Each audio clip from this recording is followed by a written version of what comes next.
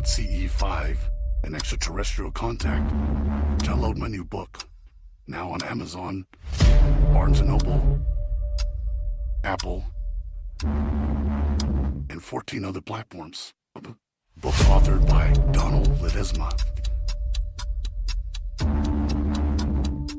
CE5, Frequencies of Contact.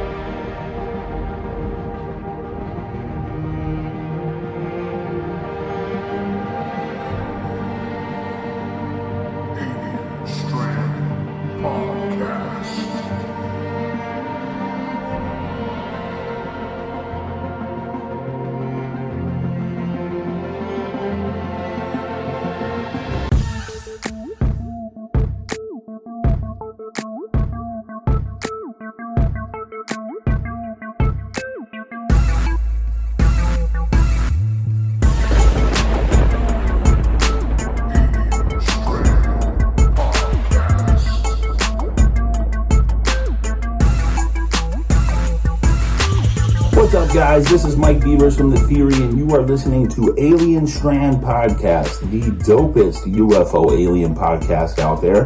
And if you want to find out about me, just go on YouTube and search UFOs over U of O or The Theory with Mike Beavers. Stay tuned, guys. Hi, everybody. Welcome to this episode of Alien Strand Podcast. I'm your host, Donald Ledesma. Welcome to today's show. Yeah. Going to be an interesting one, that's for sure. You know, we've been real busy with UFOs, extraterrestrials, contact, and a lot of people out there that have been contacting me every day. And, you know, if you're new to ufology, welcome to ufology. Welcome to Alien Strand Podcast. You can catch us on 26, 28 platforms. You can even ask Alexa, iHeartRadio, Apple Podcasts, Podbean, CastBox. They used to be Google, but I think they took Google off, so I don't know. So anyway, any of your favorite podcast platforms out there, it's out there. Just search Alien Strand Podcast and give us a heart there, a favorite, or give us a like or follow us on any of those. And we really appreciate each and every one of you for doing that as well. You know, it takes a lot of work to get these podcasts out to you guys, and it's a lot of disclosure, really, in reality. That's what it is. It's disclosure, man. And I want to apologize for one. Last night, I had an amazing guest. His name's John Dickinson. I know we're live right now, but we were live last night as well. But guess what? Donald did a boo-boo last night and forgot to turn on his microphone to the whole podcast, right? So because it was streaming live on, you can actually still catch the video podcast on YouTube. So it's out on YouTube, and let's see, that's about it so far. And it's on Facebook as well. So those are the only two that you'll find it streaming right now, the actual podcast. So what happened was, during the podcast, before he came on, I always test the connection with everybody before we go on.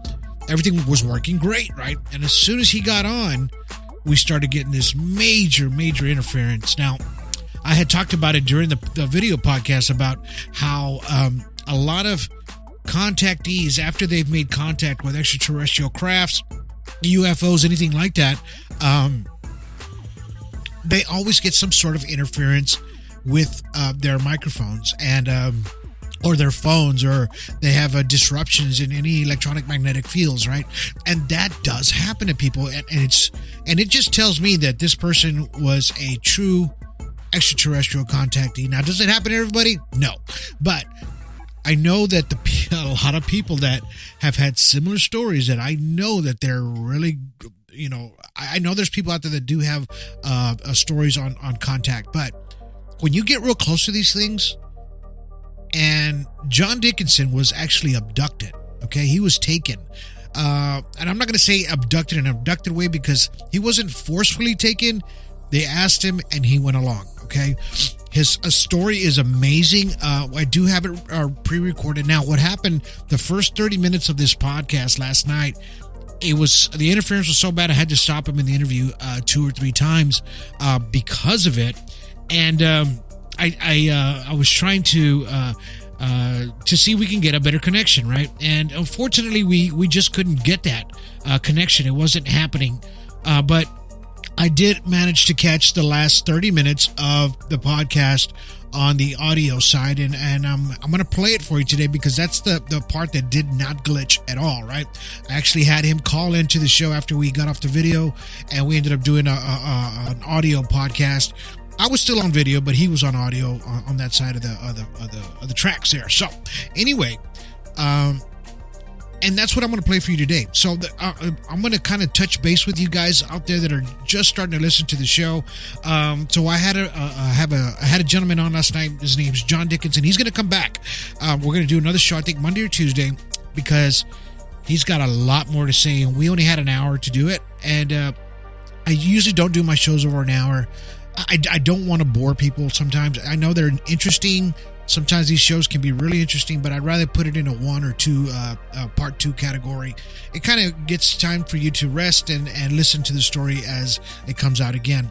Now, so I ended up catching the last 30 minutes of the show, and I'm going to kind of touch base with you guys. So when he was 18, he was out there on a river, and he saw this ship out there, this light, and he walked up to it before he was going to get on this lake. He was 18 years old, and he saw this light. So he ended up going into this craft, where it was an empty craft at the time, and they gave him a choice whether he can go or stay.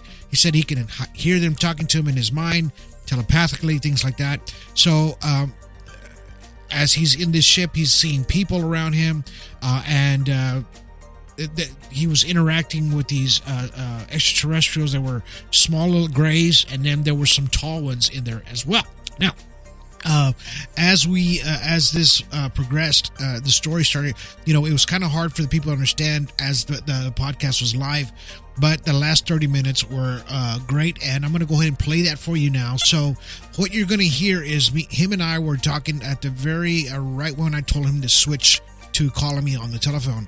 But he was telling me how that if he was afraid that was going to happen, because he was afraid that maybe he wasn't going to be able to get his information out to me, and because he deals with a lot of this electronic magnetic impulses that happens with his phone, and he was just afraid that he was going to not get his information. Now he's very nervous. He did not want to come out. I've been talking to him for over a year now. This is his backstory. And it was time for him to tell his story. And this is his story that he told last night, and more to come.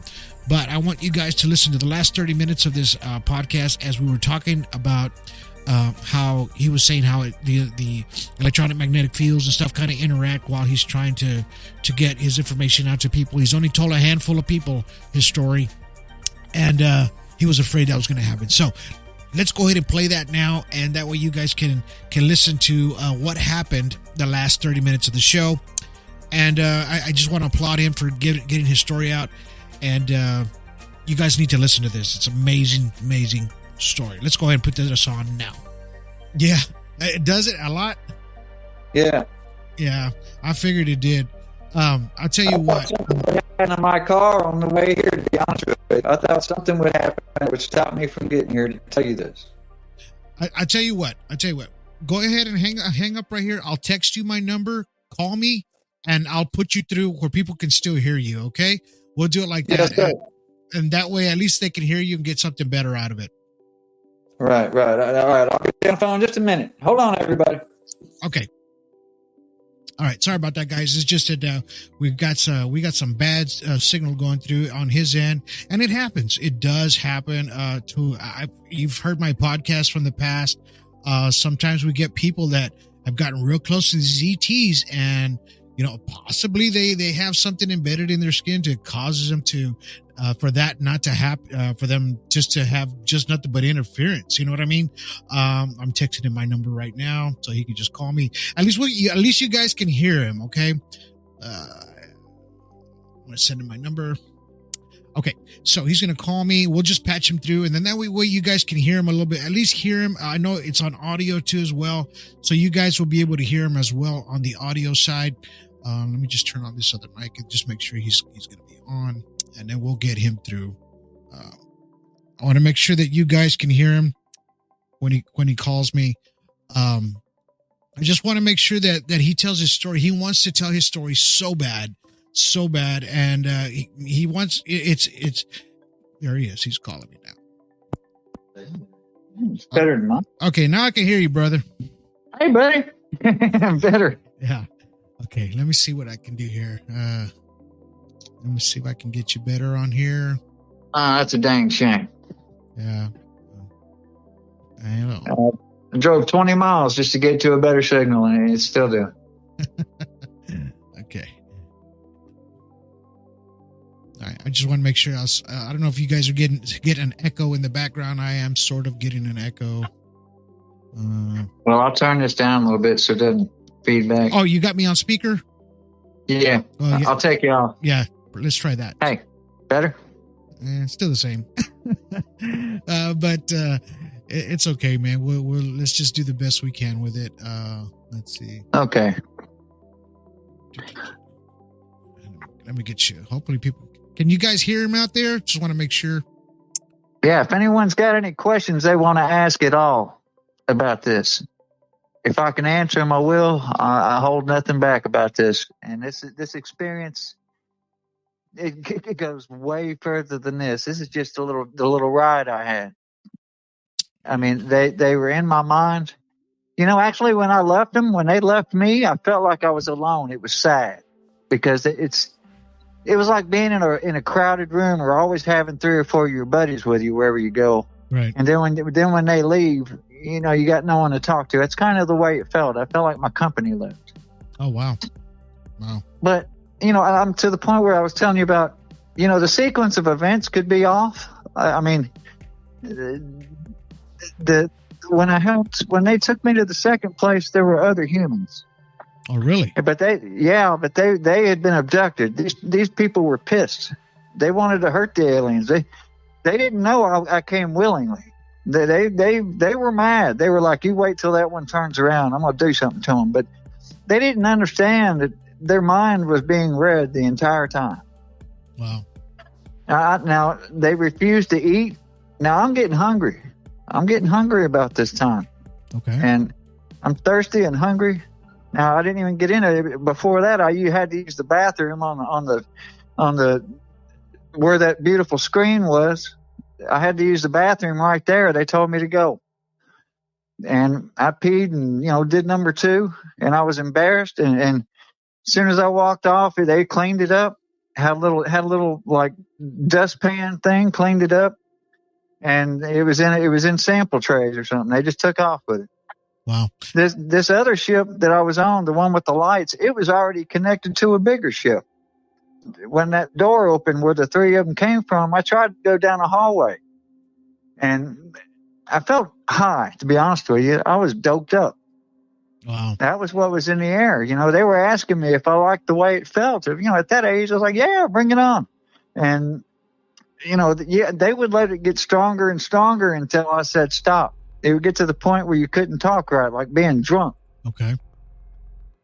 And I tried to go down the hallway, and one of them came back. It was a thin hallway. It was probably about 3 foot wide, metal. Everything's like dark silver.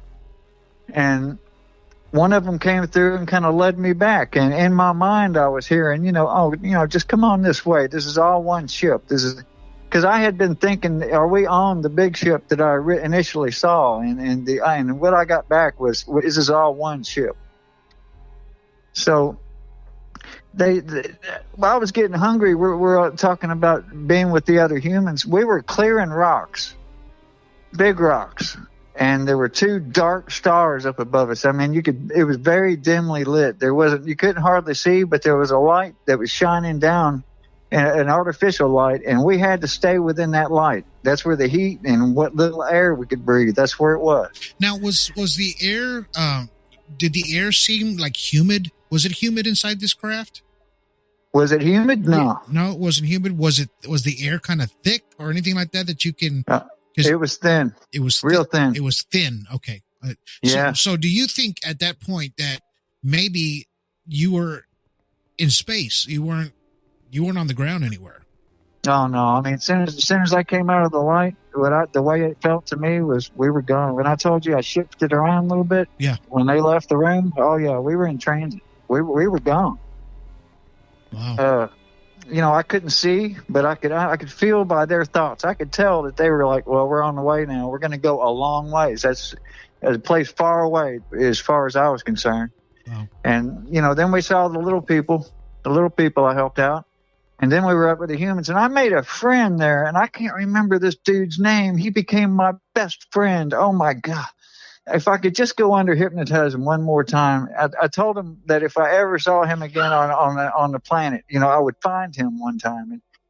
And I never got back to it. I forget. And he was human? Oh yeah, he was human. Hold on a second. All right, I had an alarm going off. Yeah, he was human. He had dark hair, kind of curly hair, weighed about 50 pounds more than I did. And he was pissed all the time. He wanted to hurt these aliens. And now there's some kind of taller, slender aliens that were there, and they were bosses. I say that because they didn't hang with the little ones. They kind of stood off to the side and watched us, and they were dark maroon, kind of real darkish brown. And every time I got near them, I got this headache. Yeah. I mean, my head split wide open. And my wife would tell you, I don't get headaches that often. It's pretty rare. And I had such a bad headache around this one, and I just felt this hatred, just this disdain for me being around. So I stayed away from it as much as I could. But we're moving rocks, and we had to use the bathroom. I had a T-shirt in the late '80s. They had these shirts, these beach shirts with tails on them. Right. Yeah, the back of the shirt was about 8 inches longer or something like that. Some kind of Egyptian style beach shirt or something. I don't know. But I was tearing strips off of that to use for toilet paper. Wow. And when I got to the humans, I was cutting up pieces of my shirt and giving it to them. And what you would do is you'd use the bathroom, and you had to just sit and let it dry and then brush whatever was on it off. I mean, that was the only thing you had. So you're having vivid memories here. Yes, sir. So you're you're coherent through this whole ordeal. You're straight up coherent, right? Yeah, I was high as hell on the ship. I mean, that was kind of almost like a gift to keep me calm. And I think they do that with a lot of people when they pick them up, because everyone's addicted to something, whether it be cigarettes or whatever they might be hooked up on, or either that or they're angry. But once this highness got to you, you didn't give a damn what you said to them. You didn't care. They could walk in a room and smile or spit on. It wouldn't matter. I think that's what happens with a lot of people, and a lot of other people when they're picked up and they can't breathe. You hear about these people saying, "Oh, I can't breathe," when the air was gone. I think that's what that is. At least in my case, it was. So, I mean, were there people like gasping for air in there, or they were just kind of just no? It was just that's just the thought process as it was happening. No, when I was there with the other humans, there were probably 7 or 10 of them, and they were moving rocks and bitching about being hungry, and they looked underweight, dirty, real dirty. And like I said, I didn't tell them I volunteered. I was I was glad to help. I mean, the thoughts coming to my mind were just do what you can, and we'll take care of you soon. That's all. It's all I knew. How long do you think you were gone for? Total? Yeah. A month? At least 3 weeks, a month. I remember asking him what time, what's the day? What are we doing? And the feelings I got back is, does it really matter? Okay. We're going to get you back. Okay. Now, when I was out of the ship, when I was out of that initial ship, I wasn't high. There wasn't detoxing or anything like that. I just felt like crap. Okay. Now, the humans on this planet, what I figured was they brought what was like a big chunk of cow to us, and it was the cow udders. Okay. They were frozen. Everything was frozen on this cow, and what part of it they brought. And they just came and dropped it in this soil. Now, everyone's kind of like, well, I ain't eating that. I ain't touching nothing they give me. Screw them. I'll fix them. And they were mad. But I was going to trust the process. It was like cheese, Yeah. So there was a kind of a sharp rock there, and I sliced open the udder, and I started reaching in and eating it. It was nasty. I mean, it wasn't as anything you'd want to taste. Yeah. But I ate it. I mean, I had faith that I wasn't gonna, they weren't just gonna take you somewhere and feed you something rotten. So I ate that, and a few other people did. They reached into it, saw me. I mean, it didn't actually exactly fill you up, but it'd help you out a little bit. And, so what did these grays? You said they were grays, right? What did they look like? Like, how were their skin looking like, and exactly what these things were that took you? All right, the ones that came and got me, the short ones, they were frumpy.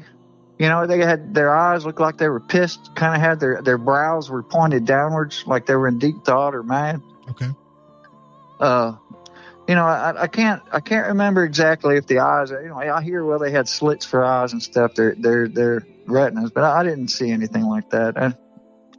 The eyes, actually, when I would stare into them, it was almost a form of communication. It was soothing to look into the eyes. Okay. Now, excuse me. They I just the ones on the planet, the ones on the ship were like a light to tan, a light gray, kind of a maroonish, got dark brown color. The ones on the ground, the bosses I call them, they were tall. They were taller. They were upwards of 5 foot, and they were real dark maroon or brown. It was like someone like they'd been suntanned or something. I don't know. Okay. They had been around a longer time. Okay. Now, were they wearing any kind of clothing, or is it, or the no clothing? Okay. No, I didn't see any genitalia, nothing. They just had their own thing going. I don't know. I looked for privates. I could tell to their mental process if they had a female or male kind of essence to them. Right. That's the best way I could describe it. They had essences. Huh. Now, we ate that cheese or whatever, that milk, that clabbered milk. Now there was one that come up to me, and I thought to him, I said, you know what? If you want these people to eat, why don't you let me build a fire? Go get me a whole cow, and I'll cook you something. But no, right. You couldn't burn anything there. There wasn't any such thing as fire on this place. It was desolate. It was open. There wasn't any kind of bushes or nothing like that. It was just like. It was like looking at a desert, but the sand was thicker. It's the best way I could describe it. It's real dark sand. Could you tell that, like, maybe, but the air was breathable though, right? On that, yeah. Where you were at. So if I was in the light, yeah. Could you see the sky, or the sky was blacked out, or anything like pitch black? Pitch black. Pitch black. Pitch black. There were two stars. I mean, they weren't as big as our sun. It looked like. If you were to put a whole bunch of tint in front of a star, it was like smaller than ours. Wow. And the best thing I could do, could get from it was that one day that was going to be the end of it. That they were trying to build it up in a way that they could survive without something. I mean, I assume it was the suns or maybe one of them. I don't know, but we were preparing for something. Now, when you got off the ship, you said it felt like being gone for a month. You said the memories left you as soon as you stepped out, correct? You didn't have the memories there anymore of what had happened to you, right? Did it seem like just like maybe you had just walked through a portal, or no. I mean, not like that, but just almost like just from one second to the next? Did it feel that way, or did it actually feel like you had been gone for a while and you were tired? We went to several different places that I could go on for a good while about the different stuff we did. Now, if you want to talk about just coming back, when we got back, I knew I had a one-on-one with one of them on the way back. I was off the big ship, and we had gotten onto a real small one. I mean, it was small. My granddaddy had an Alumacraft boat with a little bitty fold-up, a little chair, a little fishing seat on it, and it was, very tiny. That was about the size of this. There were 3 chairs in there, and there was like a circular table, but it was a foldable table somehow. You could bump it, and it would fold all the way down to the ground. Right. But I couldn't sit in my chair for long because I couldn't stretch my legs forward because of this little round table. And the other alien, he was sitting on the opposite me. It was just the one. There were 2 other chairs, but it was just the one with me. And I sat down on the floor completely and kind of tried the Indian style, but my toes would hit the table and it would pop down. And then I stretched my legs around it. And the whole time I'm connected with this character. He was asking me questions. He was going to give me a gift. He was going to gift me with something. Okay. Now, he wanted to know, what was the scariest point in my life? Did I have anything I wanted to share with him? He'd love to see some of the things that I've seen. So I took him to some of the memories I had of jumping motorcycles and 3-wheelers and getting injured and heartbreak from girlfriends. And I took him around the block in my head. I was showing him all this stuff. And he said, "Do you want to know when you're going to die?" And I said, No, not really. I mean, I'm not interested in that. Or, hey, do you want to know when the planet's going to end? And I said, no. But then he showed me a picture, like in my mind, I was about halfway to the moon's distance from the Earth. I mean, as far as its size from me. And I just saw the Earth on fire and smoke all around it. You could tell no one's living on that ball. Wow. And my first question was, well, is this what's going to kill me? Yeah. No, it's not. Just relax. So I just wanted to show you this. This is going to happen. And it was terrifying. It really was. But I knew I was going to pass away. And of course, everyone knows the planet's going to end at some point. I mean, right. I mean, it's got. So I didn't focus on it. And do you want to know where you were before this life? It was real soft voice, a real soft, kind of almost monotone, loving voice. Well, do you want to know where you were before you came here? And before I could get an answer, now let me tell you, when I would start to ask a question, even to myself in my mind, the answer was right there. Oh wow! Yeah, not time enough for someone to speak. I mean, they gave me understandings, not answers, just understandings. Now, they showed me some stuff about before I was gone, before this life. They showed me stuff. That's a whole nother show, brother. Wow. I believe it. I believe it. Yeah. Man. Yeah. They showed me some stuff and when I saw it, I was like, oh, I recognize this. I know that. But as soon as he pulled away from that, it kind of faded off. Wow. It's almost like you're not supposed to remember it or something. It's almost like a deja vu moment, huh? Exactly. Yeah. I mean, like, oh, I know who that is. I know where I'm at. Right. But wow. I mean, that left. So the contact, I'm putting a picture up of contact, and it says emitting receivable frequency. Now, basically, this is what it did to you. It gave you the frequency to receive the images and everything that it was telling you about your previous life, about things, even your life, your death, even the death of the planet. Now, this is the deep conversation you had with this extraterrestrial. Now, that was my buddy. Was there a reason why this extraterrestrial got close to you at that point to give you that information, or knowing that? See, because a lot of people, there's folks out there that you can't even talk about war or atomic or bombs or whatever like that, or even or death, because they'll start almost getting nauseated and they don't want to hear it. They start throwing up. Right? Some people can't handle it. Some people cannot handle that. That's why I didn't say it to the doctor in the hospital. I remembered it then, and there was no way I could go into that conversation with her. Right. And you're not the only one. I've had somebody else that I've talked to, and they've told me the same thing, that when these things that were happening to them almost similar to yours, but more in a physical sense and on Earth, that when they were explaining these things to the doctor or the therapist, that it took a few years before the therapist took this person to the side and said, you know what? I believe you. I'm having something similar to this as well. They just, they couldn't do, they had to do the doctor patient confidentiality thing. Right. And because it took 2 years now, mind you, before this doctor said, I believe you. Right. Because at first, when you say things like that, people are going to think you're nuts, you're crazy. It's not, didn't happen. But if you can vividly remember everything, and then you said that there's after they did the hypnosis on you, they actually recorded a transcript of you, of you talking about these things. Now, after the transcript, they told you exactly what you had said, or did you kind of remember after the hypnosis? Oh, I remembered. Now, the doctor, I looked at her when the drugs started wearing off. I was kind of bummed out because I wanted to get into this further, actually in my mind, not with her.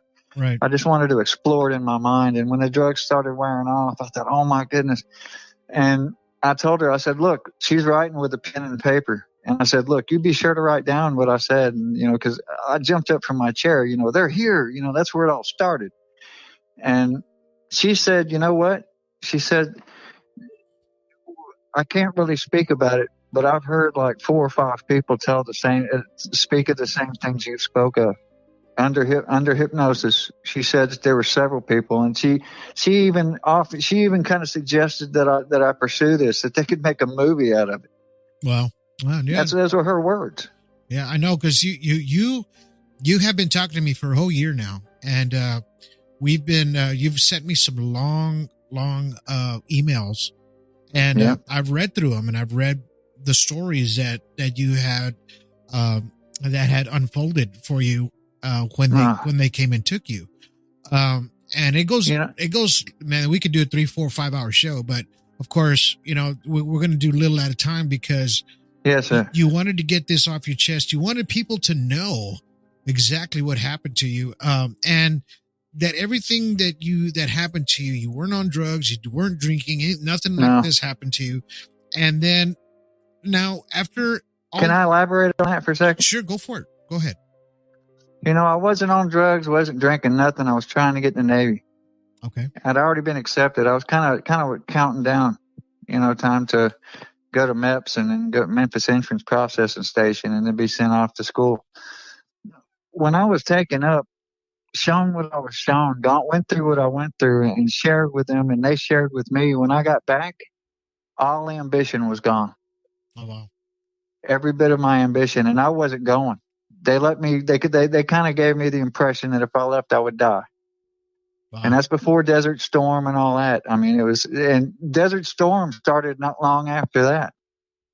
Wow. But I'm just speculating kind of. Right. I've wondered about that over the years. Right. But my ambition was gone. I wasn't going in the Navy then. I wasn't. Wow. I won't, I went further than that. I won't get into that on the air. But it led to my memory loss and a head injury.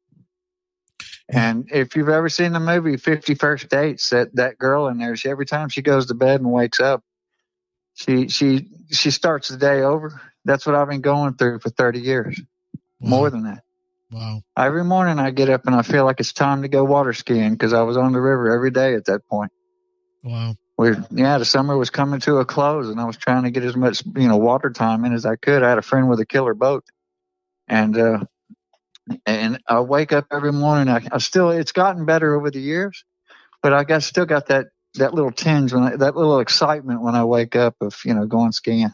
Right. Yeah. Wow. Well, I mean, it's sort of hard for people to understand these stories and the things that happen to people because they're not all the same. They're different. And, just like Heather was saying right here, George says, it's time that people know that why we are all connecting and telling the truths, that there is a reason and preparation, right? So it is nothing. The world is not what we think it is. Our reality, who we are. Right. I am not the person I thought I was back then. I am not. And, I know from a fact, I know what I was told, that when I die, I'm going to be one of them. Wow. I swear to you. Wow. So, I mean, I know that the experience that you had was, it doesn't sound too traumatizing for you, but I was going to ask you that it might have been, but I'm going to ask you this. Well, my curiosity kind of got the best of me back then. I wasn't scared of dying. I was kind of like hanging on the cliff as it was, Right. And then I went with them.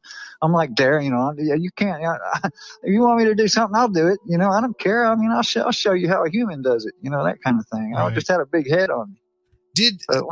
Go ahead. After all of this had happened to you, did you have a hard time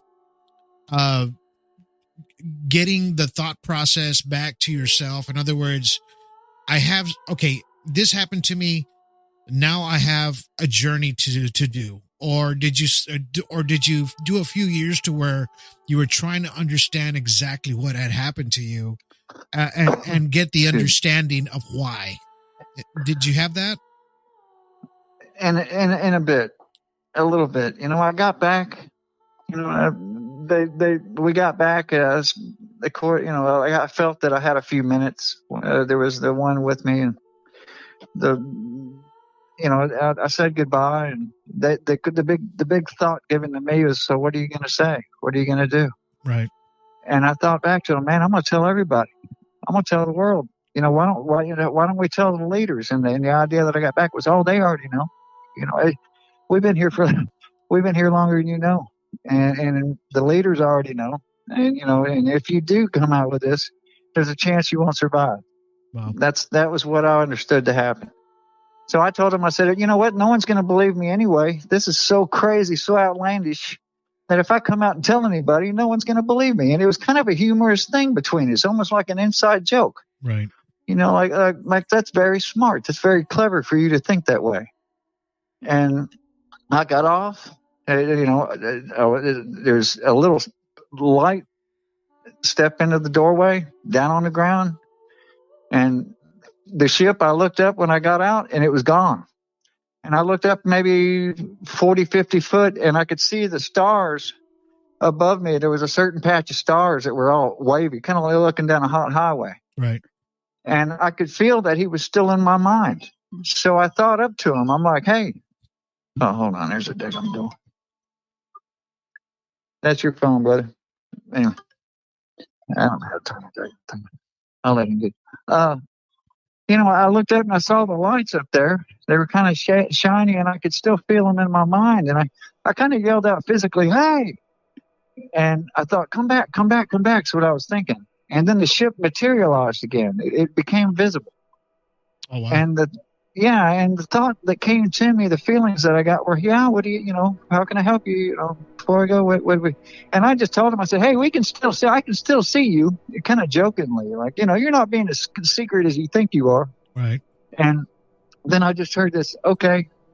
And I looked back up and the stars, it was gone. He was out of my mind. I was alone. I stood there for a second. My can of dip was still on the bike. Heck, it was still warm. Wow. I went over there, and I got a big dip, and I thought, well, I'll dip with my helmet on. I remember having an argument with myself. I want to dip bad. I put my helmet on, and, on the way to the house, I was thinking, how am I gonna go about this? Who do I tell? What do I do? On the TV, you watch movies. Anyone that comes public with that stuff, it doesn't wind up good for them. Yeah. So before I got to the house, though, my thought process went from talking about this to, I wonder what I'm going to eat for dinner. I'm starved. That kind of food tastes good. I hope Mom's cooking, and then the thought process ran that line, and I totally forgot. Before I got off the bike, I had no idea about it anymore. Really? Yeah. And, I asked him on the ship when it was just the one and I said, please let me remember this. He was going to give me a gift, and the gift was to show me what I was shown with the planet and all that. But my big question was, please let me remember this. Wow. And he was like, I say he, but it was like, it was, you want to remember? That's very smart. That's very clever, but it's going to be hard. Are you sure you want to? And I was like, yeah. And I kind of got the sense that I was going to be injured or something was going to happen that was going to be detriment, but I would have to pay the price if I wanted to remember. And that's what happened. Wow. So they're asking a question out there. George says, did it feel like you were gone 3 weeks, but did time change? In other words, did it seem like time changed for you, or just kind of did it seem from 1 second to the next? When they first picked me up, it seemed like time was moving pretty fast. I mean, we were to the first place with the little bitty people, and then we were to the place with the humans, and that's what seemed like the longest. I remember being there with them because they had a hole dug out where I could sleep. The gravity was real light, so it didn't hurt to sleep on those rocks. And I had a bowl kind of scooped out that fit my body ergonomically, and I slept in it. And I remember thinking, man, how long is this going to take? How many times? Because you couldn't look at the sun. You couldn't tell if it was day or how many days passed. And I kept on thinking out to him, how much longer, how long have I been here? And I never really got a straight answer. Not too long. That was the impression. Now, on the way back, we were hauling ass. Okay. I told you, it took a while to get to these places. I mean, I did. At one point, the whole ship shut down. And I walked around a dark, empty ship. And I was worried because I didn't know how long I was going to be in there. And I was going to go stir crazy. Wow. But on the way back, the little bitty ship I told you where I was sitting on the floor, that thing was banging around. It felt like it was getting nailed with cannonballs or something. It was crazy. And the little guy steering it or whatever he was doing to it, I could feel his stress level. I could tell he was kind of, I hope this holds up. I hope something holds up, that kind of thing. And that thinking, and that kind of made me scared as hell, And when the pilot starts worrying, and but on the way back, I remember he said, the picture of the three ships overlapping. He said, "Do you want to touch that?" And I was like, "Sure." And it was, from what I gathered, it was to increase or decrease the speed. And when I reached over, I just jokingly, I slung my hand up and down real quick. Uh-huh. And he was upset. Like, "Why did you do that? Get ready." And about 20 seconds later, it was like my heart was having such a hard time pumping. It was like I got ahead of myself or something. It's hard to alliterate what happened. It's like my body caught back up with me or something. It was hard to breathe, hard for my heart to beat. Everything was in slow motion, and then everything was normal. And the thinking that it came back to me was, "Don't do that. Wow. Don't do that." And then of course we had this conversation I had with it.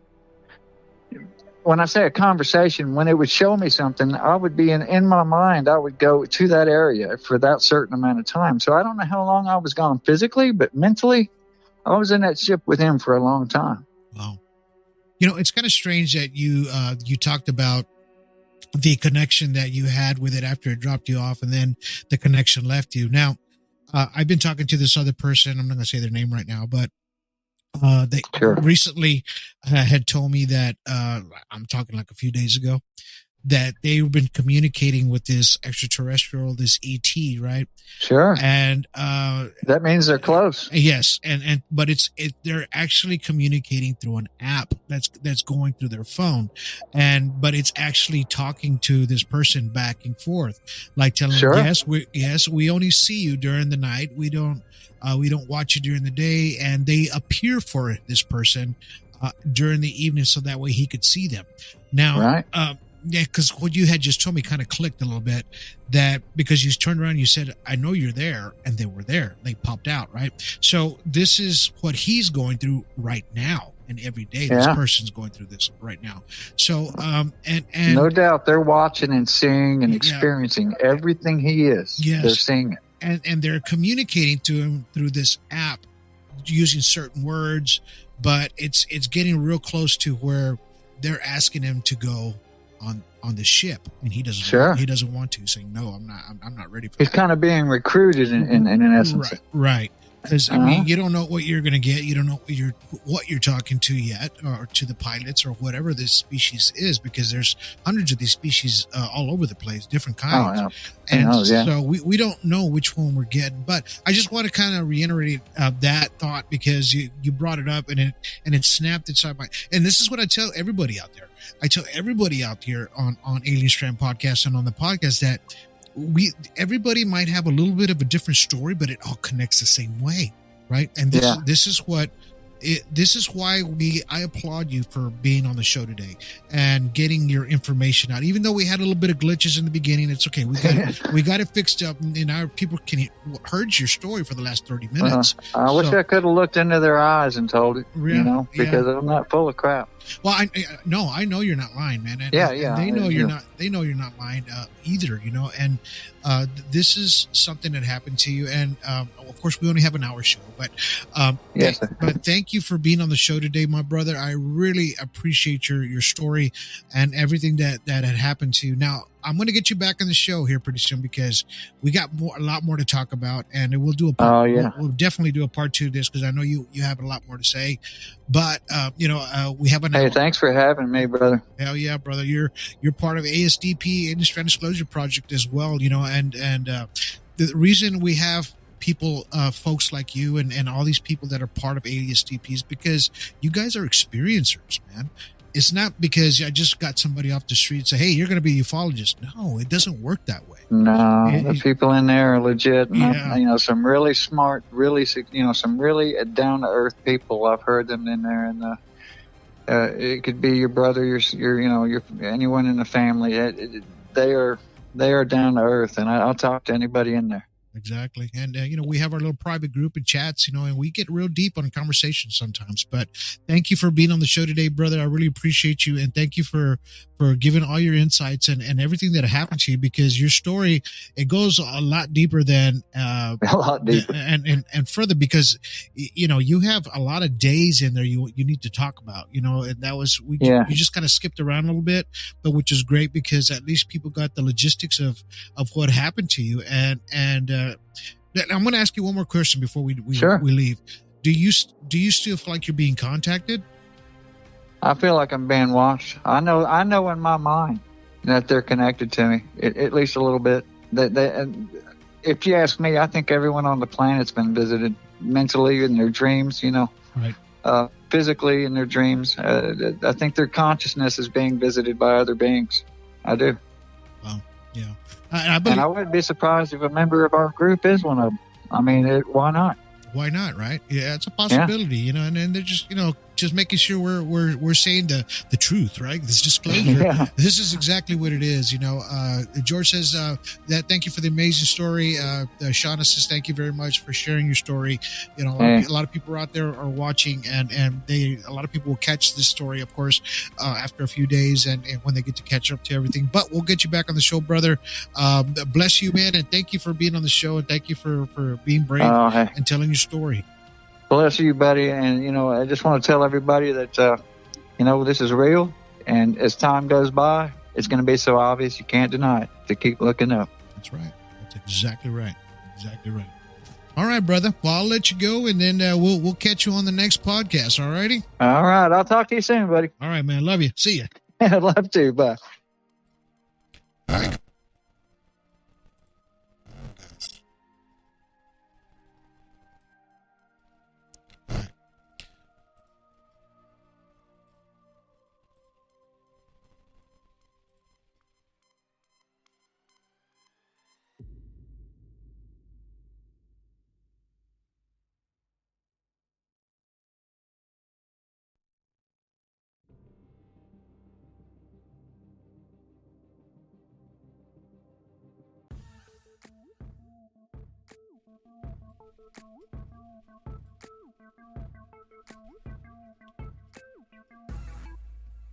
All right, guys. Hope you guys enjoyed today's podcast. Sorry about the delay. I was having a little glitch episode here. But anyway, I hope you guys enjoyed today's podcast. It was an amazing podcast with Mr. John Dickinson. And we're going to have him back on the show maybe in a few days from now.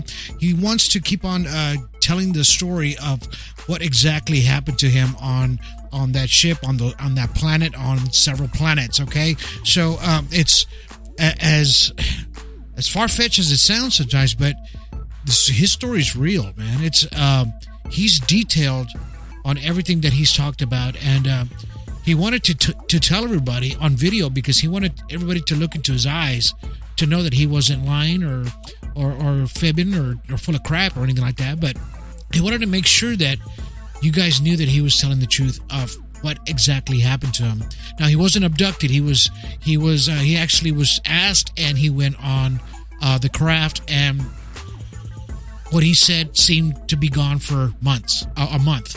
But he's got a lot more to talk about, let me tell you. So anyway, thank you guys for being on the show. Thank you, John, for being on the show. Amazing, very brave to be on the show. I appreciate you. I hope you guys are enjoying today's Alien Strand podcast. You know, we catch us on 26, 28 platforms. You can even ask Alexa, she'll play some Alien Strand podcast.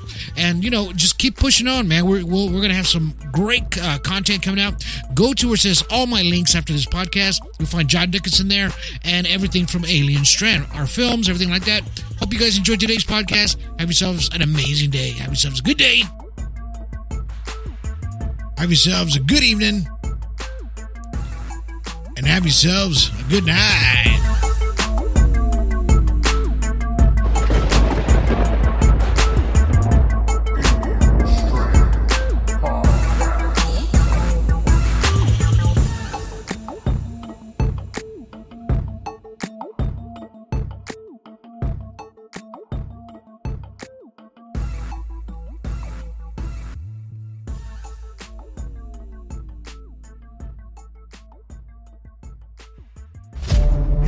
About CE5 and extraterrestrial contact. Download my new book, now on Amazon, Barnes & Noble, Apple, and 14 other platforms. Book authored by Donald Ledesma. CE5, Frequencies of Contact.